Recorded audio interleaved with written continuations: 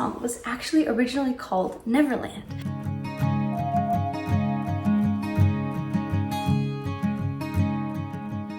As you guys know, I have a long notes app that has all of the song ideas that I want to write at one point. And a song about keeping your inner child alive and like finding the key to a joyful life that way has been something that I've been trying to do for a really long time. And then when this bookstore project came along, I thought it would be a perfect fit for that because I'm trying to correlate every song to a specific book genre. So I would say like Timekeeper's Secret is a sci-fi novel. Louvre is sort of like an art coffee book. And so for this one, I thought it'd be cool if it was kind of like a children's storybook. And because it's all about keeping your inner child alive, I was like, why don't we theme it around Peter Pan and Neverland? Because Peter Pan was a book before it was picked up by Disney and turned into a movie. But I thought, and like writing it, I thought that Neverland was a little bit too on the nose title-wise. I was trying to think of other ways to say Neverland without using the word. And I remembered that in the movie, because I was obsessed. Okay, wait, this is a tangent, but they made a movie in like the early 2000s with Peter Pan and what was his name, the actor? Jeremy Sumpter. Please comment below if you know this, but he was my first love. This was before Zac Efron and High School Musical. He was my first love, okay? Like I was obsessed with him. I just thought he was the most gorgeous thing ever. He looked like an angel in that movie. And it was just, that was my thing. So anytime I think about Peter Pan, I don't necessarily think to the original Disney like animated movie, but I think about that movie from the early 2000s. So I was obsessed with it. Anyways, that was my deviation. And I remember I was like thinking back to the movie because I watched it so many times. I was obsessing over it as like an 8-year-old. And I remembered that in the movie, when he's giving directions to Neverland, he says, second star to the right and straight on until morning. I was like, wouldn't it be cool if I titled a song that's all about finding your way back to your inner child after the directions to Neverland? It's all about the journey of getting there. So I was like, okay, second star to the right. It still gets the point across without it being too direct. Here is verse 1. Ruby shoes, rosy cheeks, skipping down Linden Street. Here's the birds, sings along, joining in their morning song. Big ideas, little hands, dreaming up mighty plans. Waves hello to the sun, a new adventure has begun. To me, this first verse was all about depicting childlike wonder and how when you're little, the whole world seems magical and filled with adventure. So the ruby shoes is a reference to Dorothy and Wizard of Oz. You know, like click your red shoes 3 times and like off you go. And so that's like the first insinuation that this is going to be all about wonder. So ruby shoes, rosy cheeks, skipping down Linden Street. Skipping, I feel like, is a very childlike thing to do. You know, you don't necessarily skip as an adult. That's something we're like excited and ready for the day ahead, which is exactly what we wanted to capture here in the first verse. Then Linden Street is a reference to a street that my grandma lives on in Slovenia. So she lives on, I'm not going to give you the specific street, but basically on that same street in the capital city of Slovenia, in Ljubljana, there is a little botanical garden. And in that botanical garden is famous for a very big, very old linden tree that was actually planted during the Napoleonic era when Slovenia was part of the Illyrian provinces in the early 1800s. And so Linden Street is basically referencing my grandma's house street without saying it directly. And my childhood was spent at her house. My grandma and then my great aunt, so like my grandma's sister, they were basically some of the key figures that raised me and my brother and my grandpa.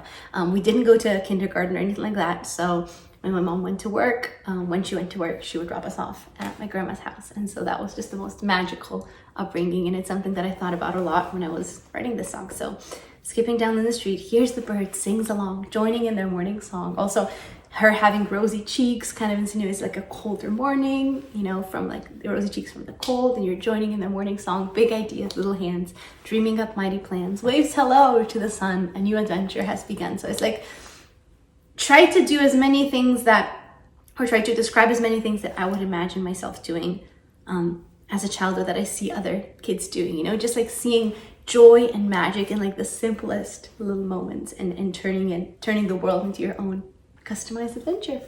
First pre-chorus. There's pirates and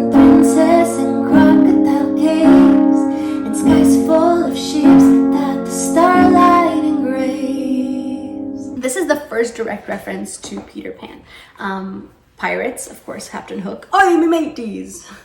Exactly that. Pirates and Princess. Princess is just I was obsessed with Princess when I was little, so that we're adding that in. Pirates and Princess and Crocodile Caves. There was a crocodile in Peter Pan, and when I was researching the song, I found a lot of little details about the story and like sort of hidden meanings that I didn't necessarily get as a child. And I realized that the crocodile with his like ticking clock is all about time ticking into you turning into an adult. Like there's all these themes woven throughout that to you as a child just seem whimsical and fun, but when you look at it back as an adult, you're like, oh, that had meaning. That's crazy. Anyways, side note again. I'm doing a lot of side notes here. So Pirates, Princess, Crocodile Caves, reference to Peter Pan, and we're gonna keep honing in on the Peter Pan thing. And skies full of ships that the starlight engraves. You know how in Peter Pan they have this big, at least Captain Hook has this like big ship that kind of like flies through the air almost. And there's like a very famous image from the original animated Disney movie, which is like this very detailed, ornate ship flying through the stars. So that's kind of what I had in mind when I was doing that. Chorus. Now I lay in my bed and I think of that girl, all of the magic she held in her world. If she saw us now, I wish I'd make her proud. Tell her the stories and wonders we found. Oh, I need her back, tracing her tracks, following maps, so I can catch a flight towards the second star to the right. I was trying to think about the location of where this sort of like introspective, pensive chorus would take place, and I think laying in your bed at night is a good felt like an appropriate place, because I think as an adult you get so busy during the day, you're thinking about all these other things, and then it's not until you kind of like settle down in the evenings and you lay in your bed and maybe sometimes you can't fall asleep and your mind starts running and thinking about things that you normally don't have time during the day, and kind of like overthinking also. And I think that's a good place to be having these kinds of thoughts of like, oh man, like I just feel like I'm getting so caught up in my everyday life, and I'm not sure if I'm making my younger self proud. And that's all what this chorus is about. It's about that if your younger self saw you today, you wish that they would be proud of who you've become, that you didn't lose that wonder and that you stayed true to who you are, which I think is one of the hardest things in life, really. And I think it's also why it's such like a precious, coveted key to a joyful life, is to kind of retain that fascination with the world that you have as a child and carry that on throughout your life. I think that's something that's really special if it's attained, and it really kind of turns your life more beautiful. I need her back, tracing her tracks, following maps, so I can catch a flight towards the second star to the right. Is again back a reference to Peter Pan and trying to find your way back to Neverland, aka being a child and seeing the magic in the world. Verse 2, a lot of magic and fascination words here. Verse 2. Busy streets, blinding lights, chasing dreams, losing time. Life becomes a leaky boat. You're rowing just to stay afloat. The more you live, the more it seems that shine can fade from everything. Eventually, it's all the same, and you're just getting through the day. The idea that I had behind this was, if I was going to make verse 1 all about depicting yourself as a child and being excited for the adventure ahead, then I thought that it'd be appropriate to do verse 2, seeing the world as an adult, kind of like through that lens, because I was really trying to make the song not too cheesy, because at first I thought about it just the entire thing being about kind of seeing the world through a child's eyes, but then there was no satisfaction in that theme. It's like, it's not like you had to work your way to get there, it just kind of existed. And I thought it'd be more interesting and more rewarding in the end if the song was a journey, and you kind of, it's almost like sad and nostalgic in a sense that you regret that you weren't able to keep your inner child alive the whole time, but then you come back to it. So that way it has more of a payoff at the end. So that's why I was like, okay, let's make the second verse completely in like a stark contrast to the first verse, and it make it seem almost Severance-esque in the sense that you're kind of like, now you're locked into your routine, you're an adult, you know, busy streets, blinding lights, chasing dreams, losing time. You just feel like you're constantly going and pursuing something with in almost like a monotonous way. Life becomes a leaky boat. You are rowing just to stay afloat. I thought that was a cool way to bring back some of that marine reference, because in the first verse we have skies full of ships that the starlight engraves, and ships in that first verse have a magical, whimsical quality to them. But here it's much more realistic. Your life is a leaky boat, and instead of moving forward, it feels like you're rowing just to simply stay afloat. Like you're so overwhelmed with things that happen in your life that instead of trying to think forward and move forward, you're so preoccupied with simply just staying afloat. I thought it was like a good analogy for some of adulthood sometimes. The more you live, the more it seems that shine can fade from everything. Eventually it's all the same and you're just getting through the day. This is like a more specific way to hone in on the idea that the older that you get, the less fascinated you are with the world. You know, when you're a child, pretty much everything that you see, you're seeing and experiencing for the first time. You know, rainbows and rain, and everything feels exciting and adventurous and magical. But when we get older and we've seen the same thing year after year after year, it seems like they lose their shine, their magic. And then eventually it's all just everyday life. Nothing seems special and wonderful and magical anymore. And I think, again, that does happen in adulthood. And this whole song is about trying to get back to seeing the world through seeing the magic in the smallest of things. Second pre-chorus. There's heartbreaks and mistakes and searching within, and nights without sleep wondering what could have been. This is, again, I think a good contrast from the first verse, where it's life is magic and there's pirates and crocodile caves and skies full of ships, full of stars. But in reality, when you're an adult, life is heartbreaks and mistakes and regretting choices, second-guessing choices. It's no longer adventure and fun and whimsy. It's real life now. Like you have to deal with things head on in a much more realistic way. And nights without sleep, wondering what could have been. And that kind of like ties us back to why the chorus is about laying in your bed, kind of like unable to fall asleep at night. And these thoughts preoccupying your mind, thinking about what could have been. The bridge. And out of nowhere into light, a comet sparkles through the night and takes my breath away. The whimsy of the little things is where the magic spreads its wings, and that's where it will stay. Oh, it lingers in the scent of rain, in the springtime birds refrain on thin every day. Its pockets full of peace and dust, and keeping faith and growing trust instead. You know, won't struck. It's beautifully tragic to long for the magic, only to find it inside of you. I lay my bed. Like the initiation moment when the switch happens. I needed something to be the trigger to then propel the story forward. And in this case, you're laying in your bed, you can't fall asleep. I'm imagining kind of like the windows open, maybe it's like a warm summer night.